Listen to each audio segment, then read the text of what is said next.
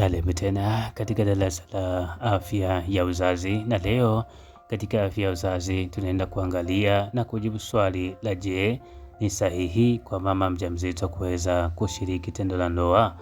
Lakini kama ni sahihi, je, kuna faida zipi? Sasa kwa mama mjamzito anaruhusiwa kushiriki tendo la ndoa na mume wake kuanzia tangia mimba inapotungwa hadi zile siku za mwisho kabisa kuelekea kujifungua. Kwa hivyo hakuna madhara yoyote kwa mama mjamzito kuweza kushiriki tendo la ndoa, isipokuwa la muhimu na la kuzingatia ni afya ya mama. Kama afya yake inaruhusu kuweza kushiriki tendo la ndoa, basi aweze kushiriki tendo hilo kwa nyakati zote, na kama afya yake hairuhusu, anauma mara kwa mara, anapata madhaifu fulani, basi baba, inabidi umvumilie mke wako hadi pale ambapo atakuwa sawa. Sasa zipi faida pindi ambapo mama mjamzito atashiriki tendo na mume wake wa ndoa? Ni mume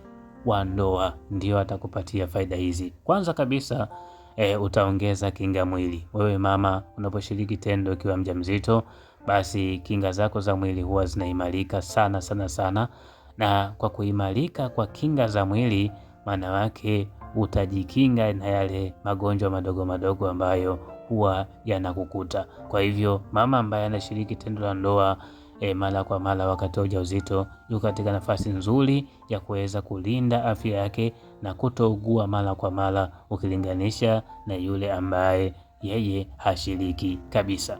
Hii ni faida ya kwanza. Lakini faida ya pili ni kuongeza njia na kupunguza uchungu wakati wa kuzaa. Hii ni kwa mujibu wa tafiti za kitaalamu zinaonyesha kabisa ya kwamba mwanamke ambaye anashiriki tendo la ndoa mara kwa mara katika kipindi cha ujauzito, yeye kiwango chake cha uchungu na maumivu ambayo anayapata ni tofauti na yule ambaye yeye alikuwa hashiriki kabisa tendo hilo. Kwa hivyo wewe mama ambaye unashiriki tendo la ndoa, basi unajisaidia wewe mwenyewe kuweza kuepukana na maumivu makali ya uchungu, lakini uchungu kudumu muda mrefu. Kuna mtu anaweza kaingia hospitali saa 4 ya asubuhi hadi saa 4 ya usiku ndipo anazaa. Kwa hivyo ni maumivu zaidi ya maumivu. Lakini kuna mwingine anaweza kaingia hospitali saa 4 ya asubuhi, saa 4:30 tayari ameshazaa. Hadi unajiuliza imekuwaje, mbona ametoka haraka hivyo? Kwa hivyo unaposhiriki tendo la ndoa unajisaidia wewe mwenyewe. Lakini faida ya tatu, itakuondoshea stress, msongo wa mawazo. Kumbuka stress zinaweza zikapelekea hata mimba iweze kutoka kama mimba hiyo iko chini ya miezi 3. Kwa hivyo unaposhiriki tendo, basi unajiweka mbali na stress. Kwa hivyo utalinda mimba yako na afya yako kiujumla. Lakini faida ya 4 ni kutanua nyonga na uke.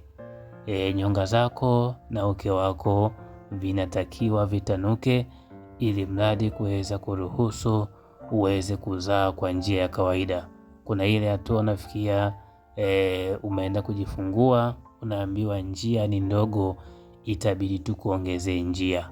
Watachana sehemu ya uke wako na baadaye wataishona. Sasa kuepuka hili, wataalamu wanasema mama ambaye anashiriki tendo la ndoa na mume wake mara kwa mara katika kipindi cha ujauzito, basi nyonga zake na uke wake huwa vinatanuka vizuri, na hii itamsaidia siku ya kujifungua aweze kujifungua kwa njia ya kawaida bila ya kuongezewa njia. Kwa hii ni faida kubwa. Lakini kushiriki tendo la ndoa ni sehemu ya mazoezi, na mama mjamzito anatakiwa afanye mazoezi ili mradi kuweza kushusha pressure, sababu pressure ikiwa juu ni hatari kwa mama mjamzito, na vifo vingi vimetokea kutokana na pressure.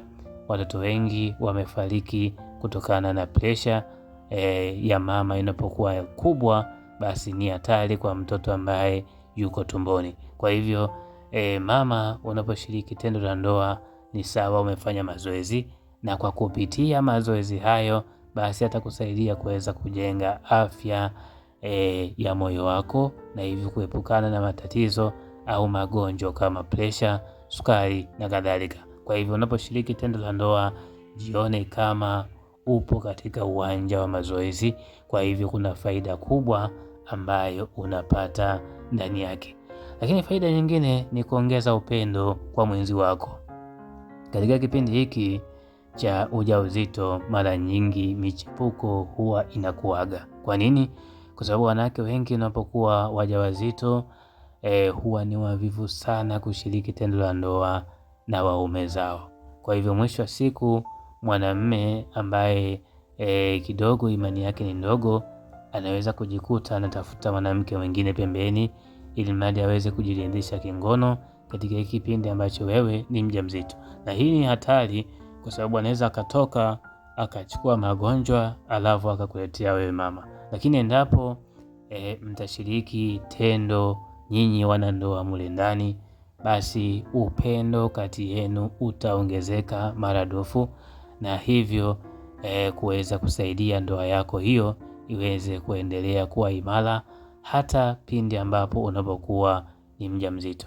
Hizi ni faida kwa wewe mama ambaye unashiriki tendo la ndoa hali ya kuwa ni mjamzito. Lakini ili faida hizi uweze kuzipata, unatakiwa huyo ambaye unashiriki naye awe ni baba mwenye hiyo mimba. Kuna kina dada wanajidhalilisha sana, yaani ana mimba ya mwanamume mwingine, akapata mwanamume mwingine, basi akaenda kumvulia nguo pamoja na tumbo lake lile. Nikwambie, hiko ambacho nakifanya kina madhara makubwa sana, na nitakuja kuleta hapa madhara ya kufanya mapenzi na mwanamume ambaye ni tofauti na baba wa mimba ambayo umeibeba. Utasoma madhara ya kisaikolojia, madhara ya kiafya na madhara ya kiimani, ili mradi uweze kuachana na kitendo hiki, kwa sababu sio kizuri. Shiriki tendo la ndoa na mume ambaye amekupatia mimba hiyo. Usije ukaweka uchafu katika usafi. Mimba ni usafi. Hata kama ulipewa mimba hiyo alafu baba yake akakutoroka, basi kwa kuwa umeibeba hiyo mimba ni usafi. Usije ukapata mwanamume mwingine ukasema yule wa kwanza baba yake si amekimbia, basi nimempata huyo mpya, ruksa kumvulia. Hapana, zaa kwanza. Ukishamaliza kuzaa, funga ndoa na huyo mwanamume ambaye anasema nakupenda, ndipo uliendee tendo la ndoa. Hapo takuwa unafanya kwa kupata thawabu kabisa mbele za Mwenyezi Mungu. Kwa kusema haya, asanteni kubwa. Usisahau tu kusubscribe.